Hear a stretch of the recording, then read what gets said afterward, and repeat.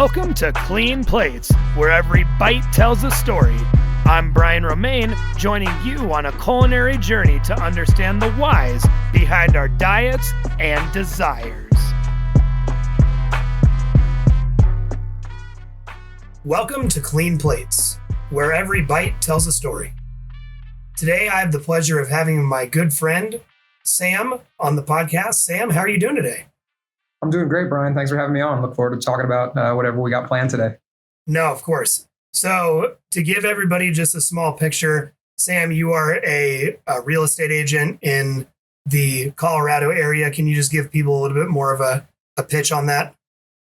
Yeah, absolutely. So I'm a full-time realtor. My name is Samuel Farley. I'm with EXP. I used to do a lot of work in other industries in Colorado, but over the last few years, 3-4 years, made the transition to starting a real estate business, and I absolutely love it. So if anybody listening to this podcast is in Denver or needs some real estate help, please feel free to reach out. Hit me up on Instagram at Samuel_sells_homes, and I'd love to help out and help out with any questions.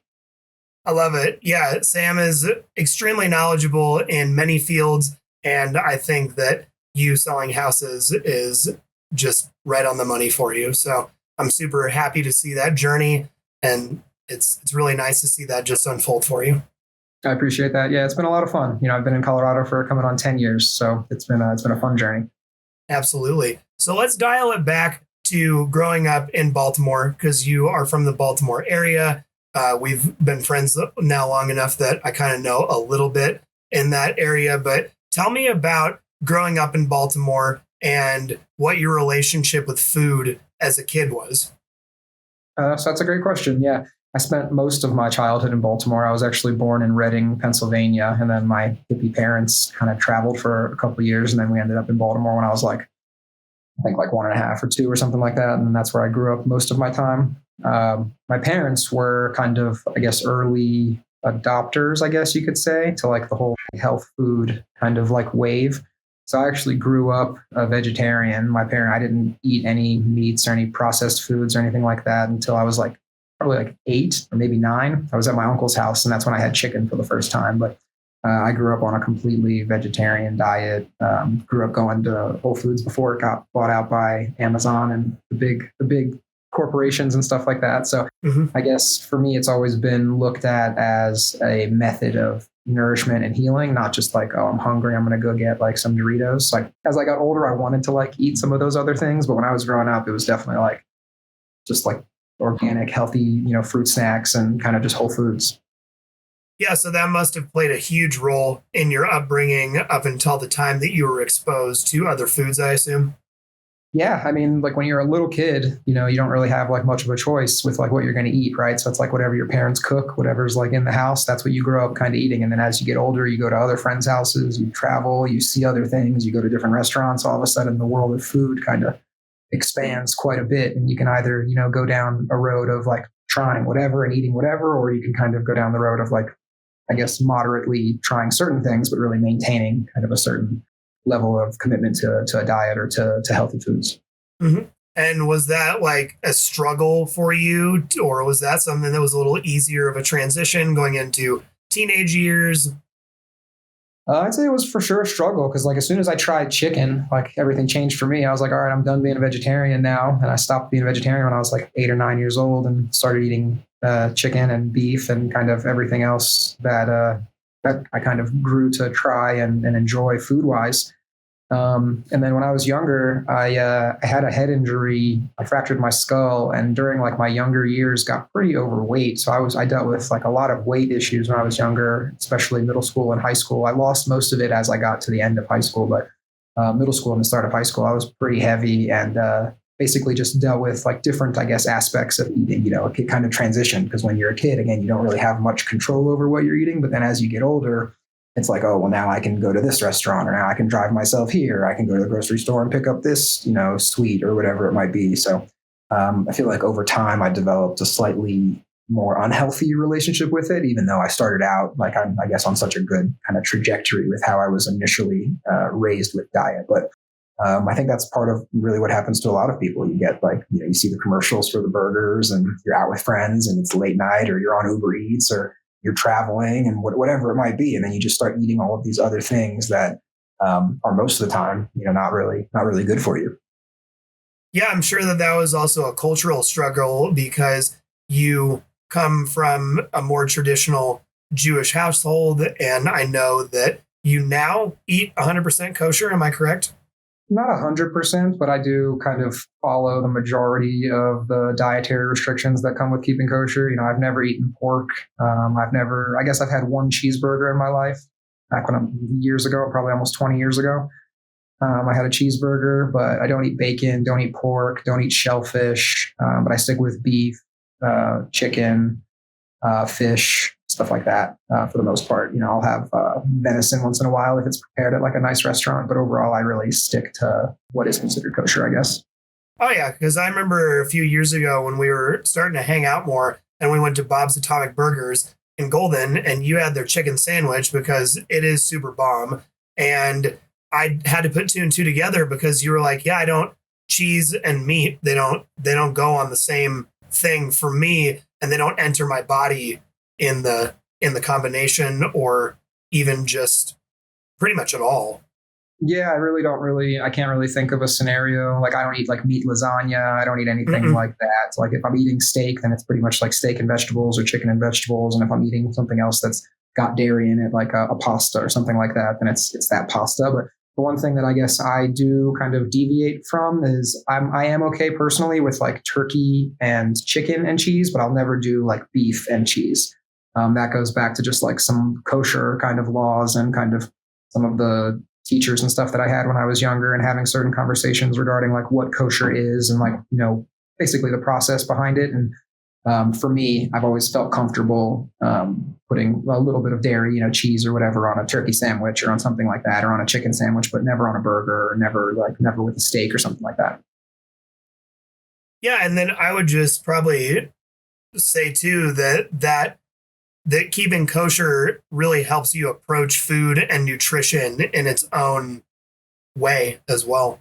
Yeah, I mean, I think the basis of keeping kosher is really just for your own health, right? I mean, the reason I think, someone watching this that has maybe more of an expertise than me might correct me, but from my understanding and my perspective, most of the reasons and, things that are put in place for keeping kosher are for people's health. Like the bottom crawlers in the ocean, like all the shellfish and crabs and crustaceans and stuff like that, they just kind of feed on like the bottom of the ocean, all of the waste and stuff that's kind of at the bottom. So same thing kind of goes with swine, with pigs, right? Pigs kind of are always in like not necessarily like super clean environments. So I think that it really has to do with trying to eat a clean animal. Also, something that is a big deal with keeping kosher is really trying to make sure that if an animal is actually officially kosher, that there are no like blemishes or anything on it, right? Like it can't be like a sick cow that was then like harvested and like then you're eating a burger from a cow that was sick or something like that. Kosher animals have to be very like well maintained. They have to be perfectly healthy so that you're actually eating, something that is in fact, healthy and not an animal that was suffering or ill or whatever it might be. Yeah, I think you really nailed it there by just explaining that it's more of a health and wellness practice, because I'm sure that there's a lot of common misconceptions that people have with kosher. They think it's one thing, or they think probably the complete opposite of what it actually is. Yeah, I think it's really just, it's a certain levels of dietary restriction and dietary rules, but otherwise it's pretty easy to keep. There are plenty of people out there that keep it more strict than I do. Like I still eat out at kind of regular restaurants and stuff like that. I just kind of am aware of what I order and where I'm at and stuff like that. Like you won't catch me slipping just getting like bacon fries at a restaurant or something like that. But no, I don't catch you slipping on pretty much anything, my man. You're one of the sharpest tacks that I know. So when it comes to your choices of food, I've actually used a lot of your recommendations and conversations we've had, because the way that you try food and the way that you report back after you try it is so real to me that I truly do value your opinion when you tell me about different restaurants that you and Samantha have gone to, or other places you and your friends, or even just going to the fact of coming over to your house and cooking you a steak. I love it all.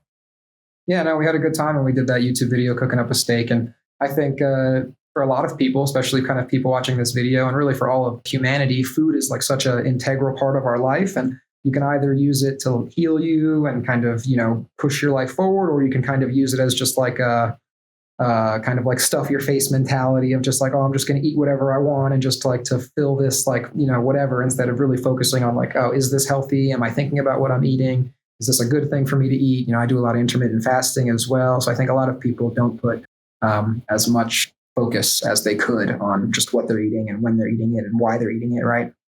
That's extremely true. I mean, I think that when I first witnessed you going through your quote unquote weight loss, it was really interesting because I would watch videos of you sort of either in the gym or, eating meals here and there. But it kind of just seemed like, to me at least, as your personal friend, that you dialed in your mental health like so long ago that all of these things after, and especially going into real estate, I think you found some sort of like glory and light through everything. It's really awesome to see from my perspective as your friend to watch you go through this journey in such a positive way when it's a really hard thing to go through.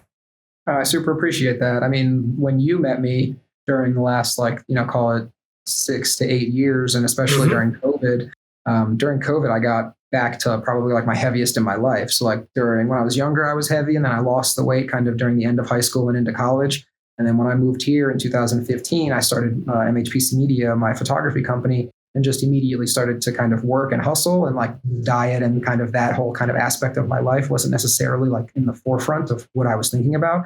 And I gained a lot of weight. I got back up to like 200. I think my heaviest, I was like 265. And I'm not like a super tall guy. I'm like 5'11" and some change maybe. So like 265 on my frame, it doesn't necessarily have the biggest green light, so to speak. So for me, it was really kind of making the choice again, like you said, to kind of like decide that I was going to lose the weight and that I was going to do it this way and that I was going to get back to being healthy, because I know that like that's the best thing for myself long term, right? Is to lose that weight, not carrying around that extra weight. And took probably about a year, but now I'm down to basically consistently 175. So I've lost about 90 pounds, and that's just really kind of where I've been staying at. And I still exercise pretty regularly, so to speak, but nothing too crazy. Most of it's done with diet. So yeah, no, and I do appreciate the fact that you have done it in your own way, and you don't really listen to the fads. You don't listen to the peanut gallery that's barking at you to do this or that. You're a little bit. No, you're not. You're not doing any of the corner cutting. So I think it's great because people need to realize that doing it their own way, just like you said, doing it your own way, whether it's X, Y, or Z, is the most consistent. Because if you just go off of what people are telling you what to do, especially on the internet, and more or less social media, if I'm really going to be blunt. So I really think it's great that you're touting for the fact that you just did it your own way and it worked. I think everybody needs to kind of figure out their own way, because like we see so much stuff, like you said, online and on social media of like people that only eat vegetables, or people that only eat steak, or people that only eat eggs, or like whatever it might be, all of like the different like trends of like health influencers out there that say that they only do like kind of one thing or the other. I think everybody's body's different. Everybody was raised differently. Everybody has different genetics. Everybody has different parents, right? So everybody's environment is different. So everybody's factors for all of life are not the same. So everybody's outlook on diet, or how they approach their diet, or how they approach their food can't be the same. So I think over time, you kind of figure out, what works for you, what doesn't work for you. My doctor was also trying to put me on a statin drug for like 2.5 years because of my cholesterol. And I kept telling him no. And I kept making adjustments within my diet. Even after I kind of lost the weight from COVID, I was still dealing with that as a health thing. And continuously over the last 2.5 years, have continuously made tweaks and adjustments to my diet.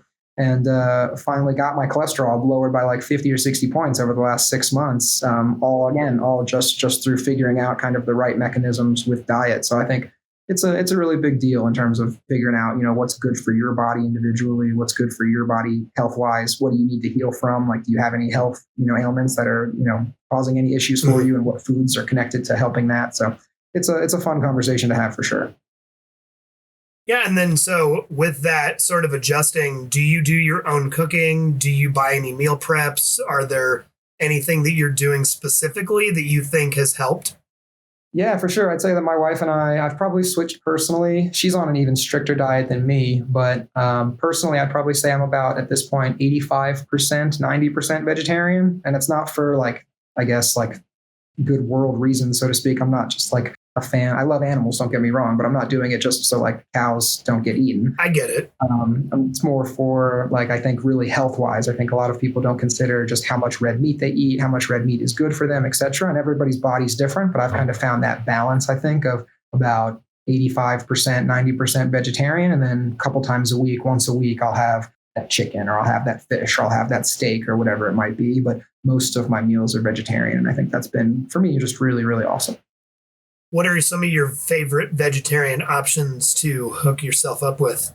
Oh, and to answer that question in terms of cooking, yeah, we probably cook, I'd say probably about 90% of our food at home. And my wife and I, we try to only buy whole ingredient foods and then we put it all together like to make something. Like one of our favorite things to make at home, two things we make almost, every couple weeks is a potato cauliflower soup that's got bone broth and ghee and onions, garlic, celery, carrots, and we mix it all up into this great kind of creamy potato and cauliflower soup. And it's delicious. It's very filling. It's like a hearty vegetable soup. It's absolutely delicious. We love making it. We love eating it.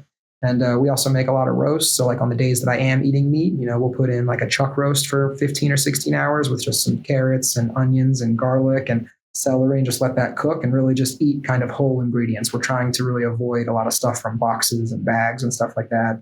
And also a kind of a rule of thumb that I forget where I came across it this year, but I was either something that I read or something that I was watching that basically said, like, if your grandmother or your great grandmother wouldn't recognize the ingredient on the label, if it is a food in a box, then like it's probably not the best thing to eat. Like if you couldn't call your grandma up and say, oh, I'm eating these cookies that have sodium bicarbonate dioxide, whatever, and if she doesn't know what that ingredient would be, then it's probably not an ingredient that you need to be ingesting, right? So when we do buy stuff that is in bags or boxes or prepackaged foods, we really try to look at the ingredient label and make sure that it's not, a paragraph long and, it's all stuff that we're like, oh, it's onion powder, it's black beans, it's, it's all like normal ingredients. So I think that's a big factor for us. Yeah, I think that that's a smart way to look at it because you're literally looking at it as you are what you eat and you are what your eating's emotions. I mean, it's a whole sort of inception of food that people don't understand or take into factors that all of these super processed and overly just, again, processed, chemicals that go into the food that make the food. I think one of the biggest things that's always stuck with me is hearing a doctor once say, it looks like food, smells like food, it acts like food, but it's just not food. And there's a lot of that out there that is kind of it's a mirage of what food could be, but because they throw keto or carnivore or vegetarian or all these different marketing words, people just grab it gnawing at the tooth.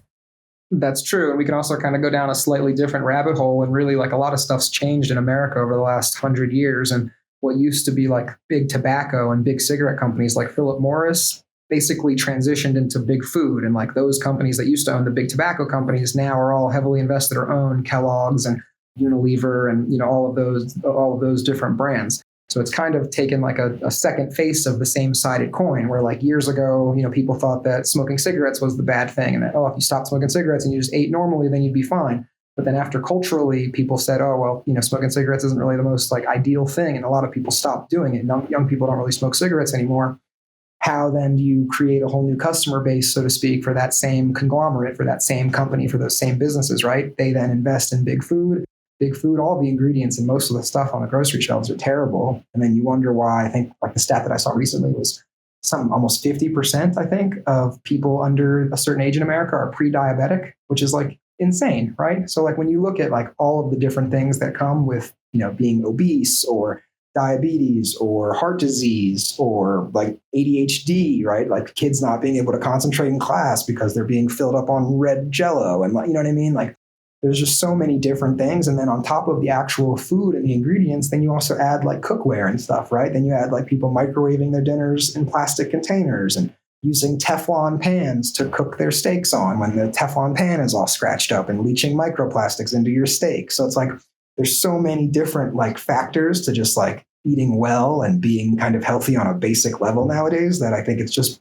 probably overwhelming for most people. And they're like, I'm just going to go to Chick-fil-A and not think about any of this other stuff that I should be thinking about because I'm tired and I just worked all day. And then it kind of starts the cycle all over again, right? Because think about how many people you probably know that start their day with a coffee and like, immediately in the morning kind of need like a pick me up, right? Like I haven't drank coffee in like 10 years. I don't need coffee. I wake up at 6 o'clock in the morning ready to go. And it's like, I attribute a lot of that to diet, right? If you're eating well, you're sleeping well, you're well hydrated, then you don't need to wake up at 6 o'clock in the morning and take a stimulant to get through your day until noon, right? So I think it's all very interesting how it all connects together. And it's really like an overall, like really big discussion that a lot of people don't really like talk about. And I think that's what RFK, right? That's what he's trying to do, removing like red dye number 5 and stuff like that from our food supply. And it's just it's a big conversation. So it's cool that you're doing this podcast to be able to like share different topics and experiences with people and diet and their food and kind of what that does for people. Yeah, I really appreciate that. I've been hatching this up for a while now because I feel like no matter how much time I spend around food, whether it's for my job for Bonfire, whether it's all the years that I've spent in the restaurant industry, because I've been doing this since I was about 15 and I'm 34.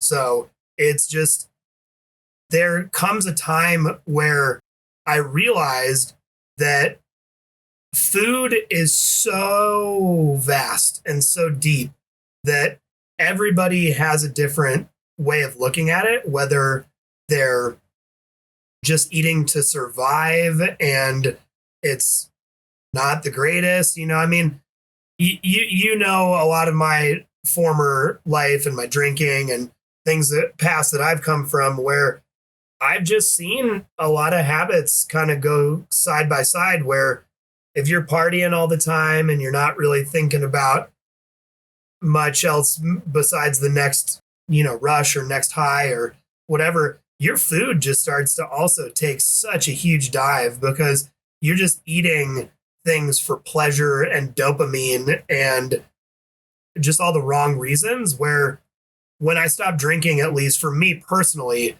my mind opened up this huge floodgate of, well, yeah, that's obvious that drinking large amounts of alcohol is not great for the human body. But what I really realized when I was in rehab is, holy shit, my food is just as important it's just as important as me not doing drugs and drinking, is the food that I eat and the things I consume, whether it's socially or food, everything. It just all matters. So it's what really sparked the idea for me to start this podcast, is because I'm now able to have these conversations with people and get more insight for myself as well as the world that I live in. Because, the whole thing is to allow people the floor and open them up to talk about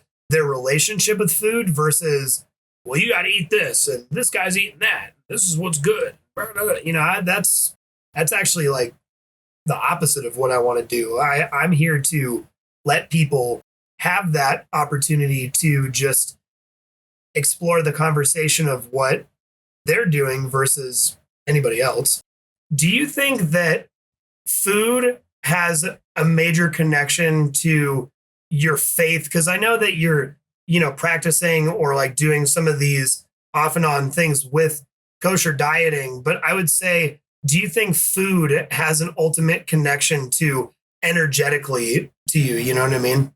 For sure. I mean, I might sound weird to say, but like even when my wife and I are cooking, right? Like I even break it down to a level of like, every vegetable that we use, every ingredient that we use, like let's say it's an onion, right? Like we might as well use the whole onion because that onion started from a seed, took months to grow, used sun, water, oxygen, took time to grow into that onion. And for us to chop a quarter of it and to toss a quarter of it in the trash means that like that energy, that kind of life source for the rest of that vegetable, kind of isn't used. So I look at everything as kind of an energy transfer because that's really what all of the world is, right? Energy doesn't get, I don't know who said that old quote, but energy is neither created nor destroyed. It just transfers, right? So it's like everything in the world takes energy. So you're growing vegetables or you're eating vegetables, I think that all of that contributes to like you as a person because all of those foods, they're all made up of cells. They're all made up of, various different nutrients and, took varying lengths of time to grow in different locations, right? Depending on the vegetables and stuff that you're eating.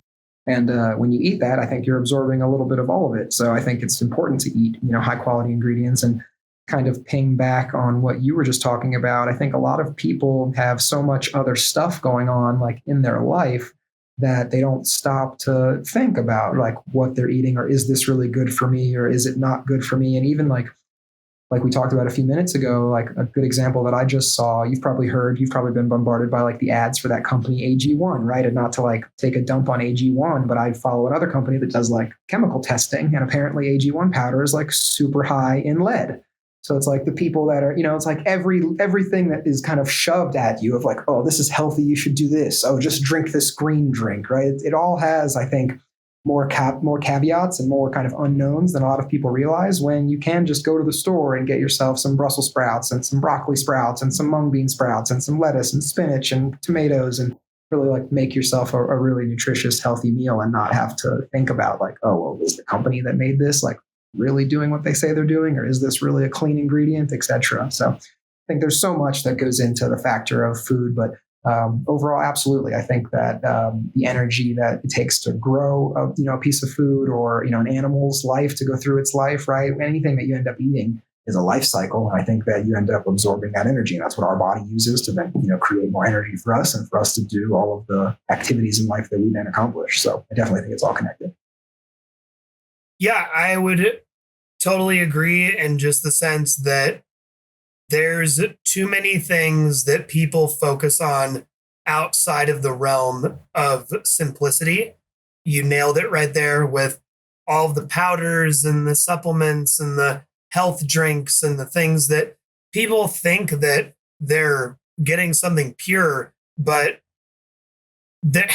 I feel like there's always one e-commerce business or another one trying to rip apart another one when that one isn't doing that great also. And there is no one answer. There is no one thing that you should be doing because I think it all just stems back to what works for you the best. I mean, go ahead, please. Oh, I was just going to say, I mean, we can even break this conversation down like even farther to where like, all of the food that we're eating, it's the water is grown and supplied from somewhere, the water that we shower with, the water that we drink, right? So I think that's a whole nother kind of base factor that a lot of people aren't considering. I still know a lot of people that turn on their tap and open a glass of water and drink tap water. That is like so mind blowing to me, but like, again, to each their own in terms of, whatever you think is best for you. But I think that it even goes down to the water that people are drinking, right? How many people do you know that are still using like plastic water filters or that still you just drink tap water, right? I mean, there's so many layers and factors when it comes to eating clean and like what your diet and hydration can do for your body that it's just something that not a lot of people are talking about. So you're doing a great thing here by having people on to talk about that. Yeah. And then I believe last year you got a Berkey filter. We got a Berkey when we bought this house, but recently, so we still use our Berkey in terms of our in-house water filter. But recently I've been buying the Mountain Valley, just glass bottled spring water. There's an app that I've been following called Oasis, and they do like testing on like different quality of like bottles of water, basically all the bottles of water that you'd see in the store. And like, you'd think that like, if you're paying $3 or $5 for a bottle of Fiji water, that like, it'd be good, right? It's quality water or whatever. And what I found, especially recently after kind of going down that little bit of like a micro rabbit hole, is that like really a lot of the water is not very healthy at all. And that if you can afford to, or if you can put better quality, ingredients and stuff into your body than you should. And that's why, I've tried to, this water apparently rates like pretty high in terms of overall quality, in terms of limiting the amount of microplastics, limiting the amount of other chemicals and other things that are actually in the water. So it's just the whole conversation about health and what we put into our body and how that affects our emotional state, how that affects our physical health. I think it's all connected. Yeah, I agree. Jess and I are going to be getting a Rora filter. It's like a bigger house unit that uses, I believe what they use is a vacuum technology is what they were explaining it as, because the way that it's built, it actually can sort of not literally vacuum the water, but it's doing something to the process where it's filtering it much more, on a more technical level. I could be wrong, but I think Berkey actually I could be wrong, but I think Berkey is in the process of somewhat dissolving, so to speak, because it's really hard to get their new filters. And I think that company is actually founded by I think some of the same people that started Berkey. I could be wrong. From what I've looked into about that, I think that some of the Berkey people are at least connected to some of the people from that new water filter, because I've even looked recently to try to get replacement black carbon filters for our existing Berkey, and they're not really available. But that new filter is available, and I think that there's some kind of connection there. Right. Yeah. As well as I started getting really deep diving into water a while ago when I just started hearing about how contaminated Denver's water is, especially, and just all of the history that they have with the Rocky Mountain Flats. And, I'm not full conspiracy theorist, but I do believe deep truths when they line up. And it's pretty interesting when you hear about the factors when John Wayne was making his cowboy videos out here, movies, and the dust that was kicked up from the sand from the horses was so radioactive that it killed everybody on the set of these John Wayne movies, because it just gave them all cancer. And then that's what's going into our water. So I've never heard that before. That's crazy. Yeah. Just because they filmed a lot of those John Wayne movies out in Colorado, because in the mountains, it looks very Western. It's very cowboy like. So, yeah. That kind of reminds me years ago. I don't know if you remember this, but it was probably, I want to say around 2016 or 17. But there was reports on local news that down in Pueblo, in southern Colorado, people were turning on their taps and brown water, really gross, contaminated water was falling out of their taps. And I just think it's a very interesting conversation long term. I don't have it in my house right now, but I would love to install a whole house water filter for everything, for for every water line, so to speak, that comes through my house. But for everybody listening, and I'm sure for you as well, it's about picking the best quality of what you can in life and making sure that, you're doing your best, because that's all anybody can do, right? I mean, if your only source of water is to drink from a stream, then you're going to drink that stream. But if you go to a store and you've got some education on what bottles of water or what companies or what filters, can do a good job, and you can just kind of plan for that and, put that in your budget or save for one of those filters, et cetera, then I think you're doing yourself a big favor.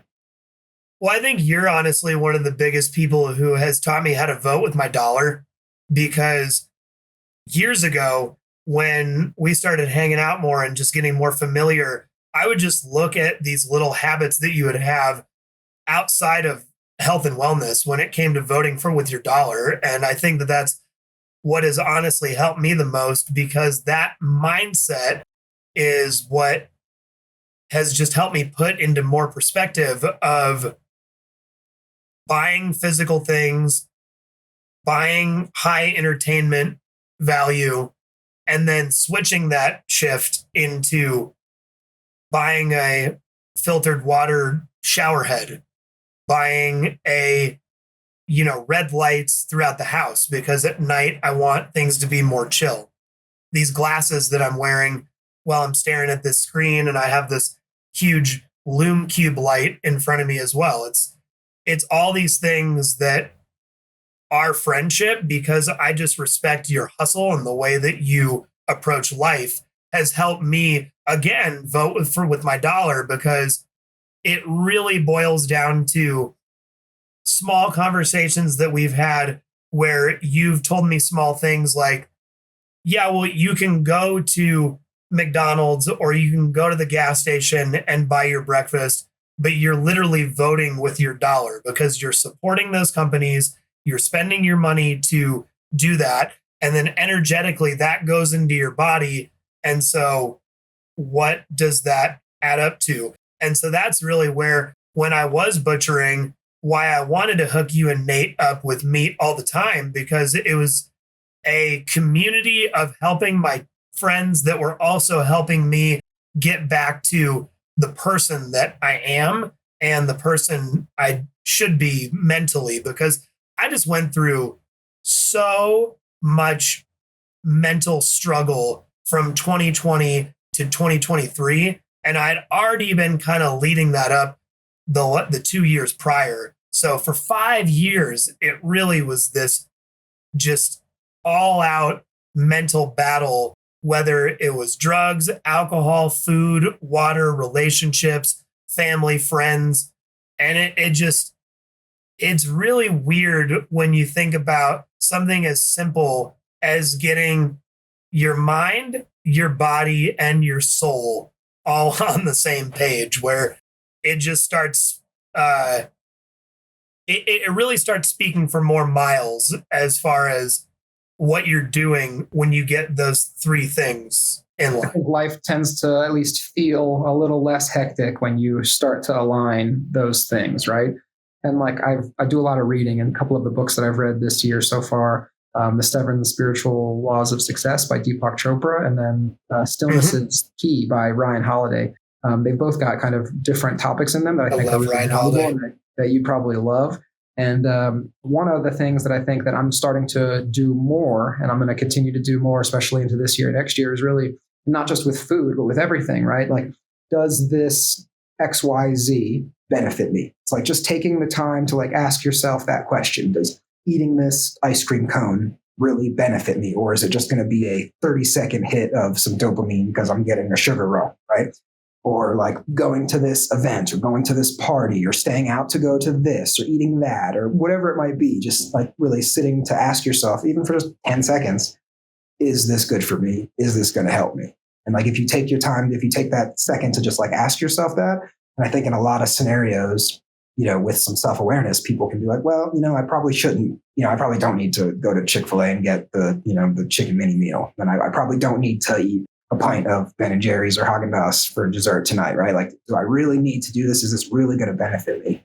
And I think when you stop to ask that question, it helps make the decision one way or the other. Like, oh, I'm not craving ice cream that bad, or actually, like, I don't need to eat chicken tenders that bad, or whatever it might be. I'm gonna make a sandwich at home, or I'm gonna make that salad, or I'm gonna make a smoothie at home, whatever it might be, right? But I think pausing to just ask yourself that question is a really big deal. And if you make that kind of pause, I think your decisions are gonna be different than if you hadn't made that pause, right? If you just kind of operate from just like, oh, I'm just doing whatever, and like, there's a McDonald's, I'm gonna go get some fries, and there's whatever, I'm just gonna do whatever, instead of just stopping to say, hey, like, is this good for me? Does this make sense? Do I need this? Right? So Absolutely. Yeah, I mean, that type of stoic thinking is what I'm trying to implement more in my life and quiet the noise, because I feel like I have finally started to dial in where I want to be once I really started to apply the knowledge of kind of going back to what you had said earlier in our conversation, where when I wake up in the morning, do I immediately need all of this stuff? A 300, 400 calorie coffee drink when it's not even coffee at that point. It's just a milkshake. And so having a breakfast item or something that is higher in fat and other macros than it is protein. And it's just, I finally like broke my own brain last year, because I realized that as silly and mathematic as it is, because I don't need to be in a calorie deficit, I wasn't trying to lose weight, but I felt like the opposite because I was actually trying to get bigger for a racing event, and realized that I'm not really that functional at like 180 plus pounds. Like even though I'm 5'11", like BMI, whatever, I just wasn't moving the same way. And now I'm at about like 165, 167. And I've just realized that if I focus on things that are more dense for me, the things that work the best for me, if I focus on, it's not a number, but it definitely is sort of a number within a feeling, as far as if I eat too much of this, I know I'm going to feel this way. Or if I eat just enough of this and that, and pairing that with how active I've been for the last couple of years, it finally is starting to like line up with each other. And I just think that that's the biggest thing that people need to realize is that if you're only moving 20 minutes a day, but you're eating 5,000 calories and you don't even know that, like, again, it's not about the calorie counting. It's not about getting crazy or obsessed with numbers or trying to just eat nothing, because you can't just eat zero. So I think there's a lot of fear mongering that people could use a little bit of relief from. I kind of had to do that myself of, okay, this is not going to just kill me, but at the same rate, it's not great if I do this. But what is if I do this and this and this? And it's kind of taking the experimenting and flipping it on its own turtle shell, because you're only going to yo-yo if you experiment too hard. But if you just dial in small stuff and find out what works for you over time, again, this is always going to be a lifelong journey for me. But at the same rate, I feel like I know a little bit more than I did before diving into these conversations and having this, podcast as a platform. I think it's a lot of like equal. I think everything that you just spoke about is basically like striving for equilibrium in your life, right? Like you don't want to be like too one way or too down the other way. You just kind of want to be kind of floating kind of in the middle and feeling pretty good. And not to say that, I guess not to correct, but to kind of make a statement on everything else that we've talked about so far. I'm not trying to say that like all of those food items are bad. Like you should never eat ice cream or never drink a sugary coffee drink or never eat bacon or whatever. But I think it's all moderation, right? Like it's like sitting and asking yourself that question in the morning of like, oh, I've already had, it's a Friday morning. I've already gone to Dunkin' Donuts twice this week. I've already had 2 of these caramel lattes or whatever. Like, do I really need another one? I think like just having those little moments of kind of introspection and just asking yourself like, am I really hungry? Like, do I really need to eat this right now? Instead of just, is it just filling some random hole and just some random gap of time, right? And I think that's another thing that we haven't talked on yet is really fasting, but people, I think, eat way too much. I think you can look up many studies and, a lot of different information that's out there regarding like why fasting is good for the body and like what going into ketosis after not eating for 16 or 18 or 36 hours does for your body, right? And I think that that's not talked about at all, right? When's the last time you went to a doctor appointment and had your doctor say, hey, are you doing any intermittent fasting? Like we should probably look into that for you or whatever, right? Like you never hear that. Your doctors try to put you on medication. Your doctors try to give you a prescription to handle whatever your symptoms might be, instead of really like reverse engineering that and figuring out just lifestyle changes and little tweaks that can really, I think, make people a lot healthier. Yeah, I mean, I found out for me personally, if I get all of my food in by about 7:00, and I stop eating after 7, that by 9 or 10, when I'm ready to go to bed, I don't have this thing that's keeping me up or energy. Like I don't have to go to the bathroom. I don't have to wake up in the middle of the night and feel it just sitting there and being in me. So that's what's worked for me best. I think it's a big deal. You probably have a slightly different routine than me, but at least like for this week, for example, I've been fasting every day until about 4:00. So like it's about to be noon here. and I haven't eaten since 7 or 8 o'clock last night. So I try to like follow like an eating window basically from like, depending on the day. I don't fast all day every day, but for this week I've been doing like basically 4 o'clock to kind of 7:30 or 8 o'clock or 8:30 as like my eating window, where I've got 4 or 5 hours of the time during the day that I'm going to consume food. Otherwise I'm drinking water and I'm working and I'm reading and I'm doing everything else. Right. And I think that kind of having that routine also helps my body, because your body also doesn't need to be in like a constant state of like draining its energy just to digest food. Like I think people that like are convinced that like you need to eat breakfast, lunch, and dinner every single day and then dessert, like that's wild to me. Cause like I think that those are the same people that probably wake up feeling like they need their coffee because their body is using all of their internal energy on just consistently digesting food.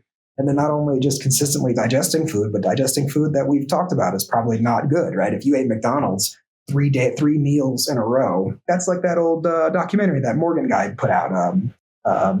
He's dead. The guy who put out that documentary about McDonald's? Yeah. Really? I didn't know that. Yeah. Yeah. He passed away. He passed away a few years ago, I believe, of some other, health, But that documentary was like a perfect example, right? I mean, if you ate McDonald's breakfast, lunch, and dinner for weeks or months at a time, it just wreaks havoc for your body, instead of just like, kind of taking that pause and being like, I probably don't need that. I could probably wait until lunch. I could probably wait until 4 or 5 o'clock. I think a lot of the best things in life come from delayed gratification, including our health. And that's something that like in our world is like impossible, right? Because like you drive to work or you drive to get gas and it's 7-Eleven this, it's Chick-fil-A, it's Burger King, it's Wendy's, right? I mean, we're just constantly bombarded with just kind of garbage food. So for everybody all day to be like, no, I'm not going to do any of that. I'm going to go home and I'm going to eat a salad. It's like very, very complicated, I think. So I definitely give people credit for trying their best, because it is hard. But if you can kind of separate what we're kind of faced out there when we go outside of our home in terms of all of the different food messaging that we get, versus, learning how to kind of control it internally and saying like, oh, maybe once a month I can go to Chick-fil-A, but otherwise I'm going to eat a veggie burger at home tonight, or whatever it might be. I think the more people kind of focus on that moderation and that kind of equilibrium, I think the better. Absolutely. I mean, I think that there's a lot of things that people are learning about now that, it's kind of like what you were saying earlier with, you didn't choose to take GLP-1 because it's just not like that's a really harsh way to Is that the do drug things. Name for Ozempic? Yeah.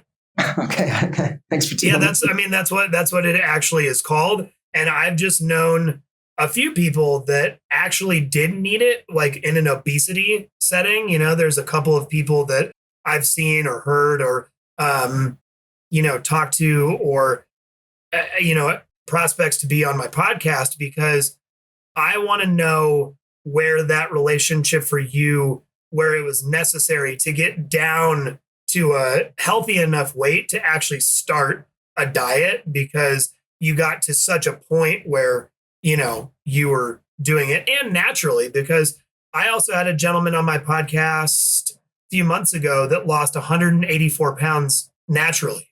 So all these kinds of things like blow my mind when it comes to this kind of stuff. I think the weight loss thing, it's all really mind over matter, right? I mean, the people that deal with weight issues are, I guess, speaking from experience, are people that deal with, different connections and associations to food, and like most of the time, not such healthy ways.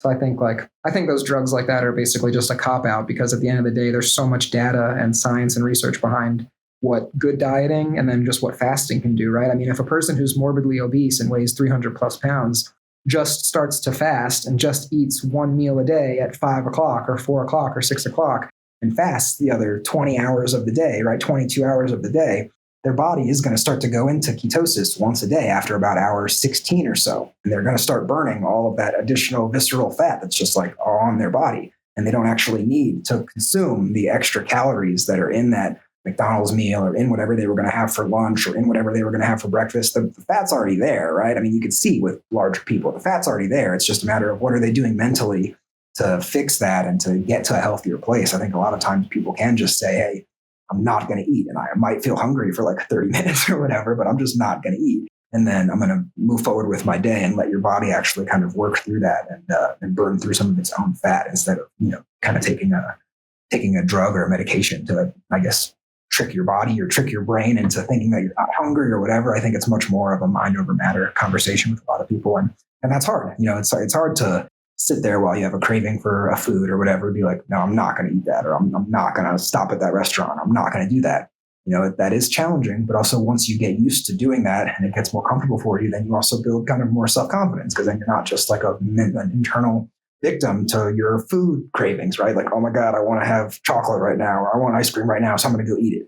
It's like, okay, you might want chocolate or ice cream right now, but when's the last time you had it? Can you wait a few more days? Can you have it for dessert on Friday, right? Like, it's all, I think, that conversation that people try to have within themselves that I think will make the biggest difference. And that's why I love having different guests on to absorb and listen, because everybody's perspective, everybody's mental look at it is going to be different. And I think that's great, because allowing people the floor to share and to explore these conversations is what I carry out into my days. And I think it's great, because hearing people's perspectives, and then, next week I'll have somebody on that's a different perspective. And it's not to form this thing of what you have to do or what you need to do. But I think it just helps me as well as my audience, because hearing these different perspectives and these hard truths and these other ways of looking at it is such a great way to have a conversation. Because personally, I think that a lot of society in general has strayed away from hard conversations, and people don't want to sit there and talk about something as precious as food, because you can get defensive or in another camp or yada, yada, yada. And again, I think it's great that my platform is there to just open and share, as opposed to, I'm not having people on to debate each other. And I just want to have the conversations between two people. And I think it's great.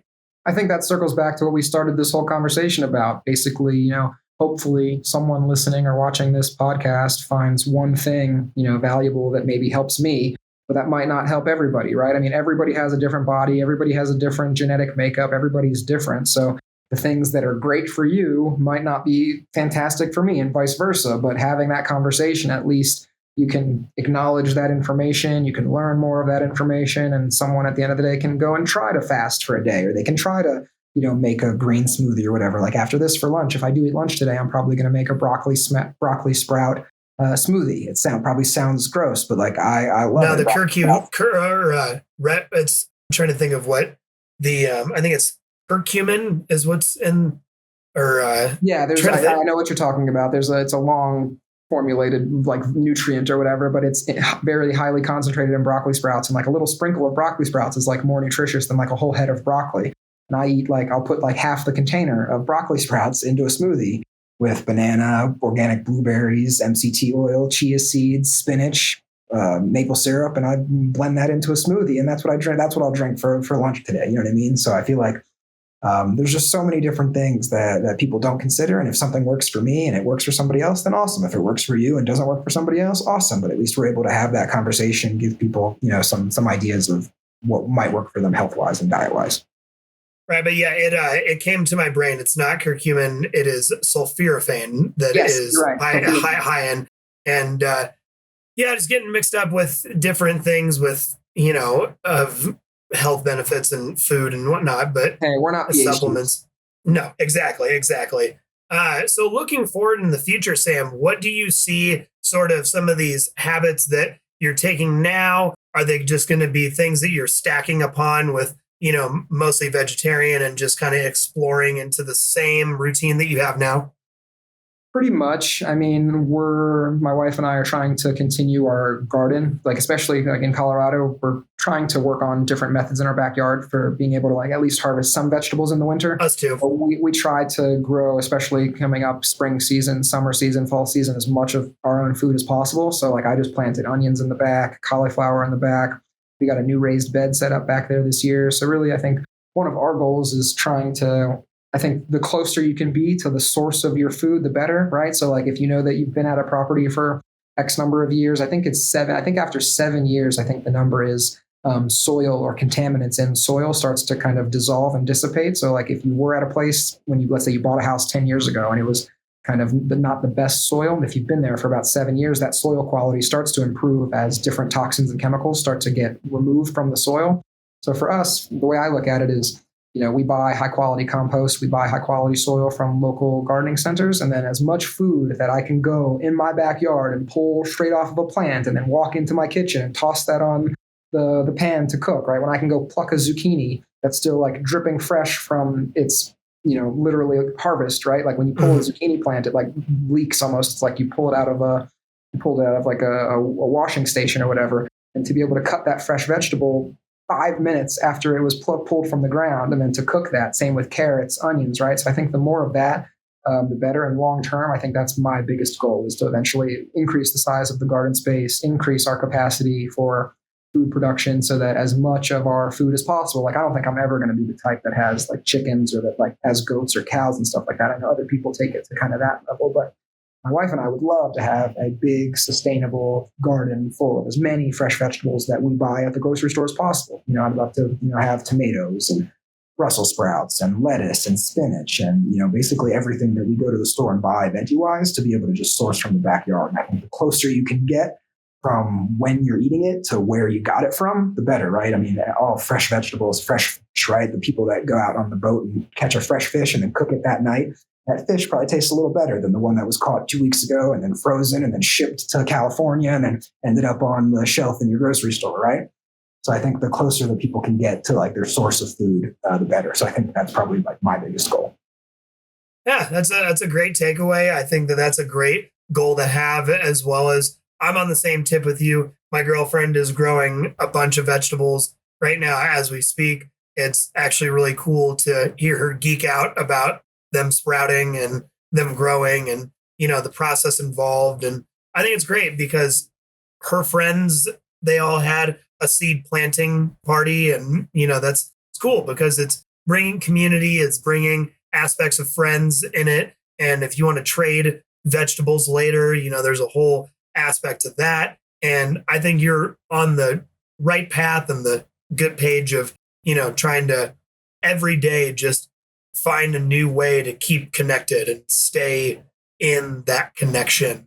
Yeah, I mean, I think it's important. I guess we can kind of wrap up with maybe this kind of comment, but something my best friend and I talk about pretty frequently with like almost everything in life, but really just life in general. If you just try to get 1% better a day, right? If you just try to get 1% better at anything, it doesn't have to be like your whole life, even just 1% better at something, 1% better at making the decisions about what you eat, 1% better at controlling your cravings, 1% better at exercising a little bit more, 1% better at reading a little, like literally whatever it is in life. If you commit to doing that over time, you're going to be much better in all areas of your life. And if you apply that to your diet and you're dealing with being overweight or you're dealing with health issues, you actually take the time to apply some of the things that we've talked about to yourself and to your diet, and you're going to start to figure things out, at least in some capacity, where like, oh, that is good for me. Oh, I felt great after 3 days of eating like that, or after 2 days of eating like that, I didn't feel great. I didn't sleep well, whatever it might be, right? The more people take responsibility, I think, for their health and for their life with their diet, the better. Boom. What a wrap up. I love it. It's, you nailed it. I mean, it really is a 1% every day. And if you look at that as the same way as when I quit drinking almost 5 years ago, where the journey of 1,000 steps starts with one. So it's really a 1% everyday thing. And if you can just focus on little tweaks to make yourself a little bit more in that connection, I think you're on the right page, my friend. Yeah, no, I agree. And I appreciate you having me on the podcast to talk a little bit about kind of my journey with food and kind of what I do with it. And it's been super cool to see your growth with the transitions that you've made through kind of the last 5 years of life. And just super stoked for you, my friend, and really appreciate you having me on. Thank you. I really appreciate that a lot, Sam. It means the world to me, coming from the bottom of my heart. I truly can't wait to explore more of our friendship and watch that grow as well. It's something I value very highly. So just to wrap up, again, tell people where they can find you, tell people where they can contact you about real estate or anything in general. If you guys want to reach out regarding real estate or just have a conversation about, stuff that we've talked about today on this podcast with Brian, you can find me on Instagram at Samuel_sells_homes. I'm not sure if the editor can pop that up on a screen in terms of text, but it's Samuel_sells_homes. Feel free to send me a message on Instagram. Would be more than happy to obviously talk about real estate, and also more than happy to talk about, what I've kind of dealt with diet-wise or how I approach things, especially if that can be of any help to anybody else. So again, thanks for having me on. Wonderful. Well, thank you, Sam. Everyone, thank you so much for listening. And as always, remember to keep your plates clean and your hearts full. Thank you for joining me today on our flavorful journey here at Clean Plates. If you enjoyed our exploration into the world of food and the stories behind our eating habits, be sure to subscribe where you get your podcasts. And don't forget to share your own food stories on my personal page at Brian Waterleaf or the Clean Plates podcast page on Instagram. And remember, every plate has a story and we are here to discover them together. So stay curious, keep exploring, and continue to nurture your relationship with food. I'm Brian Romaine, and until next time, keep your plates clean and your hearts full.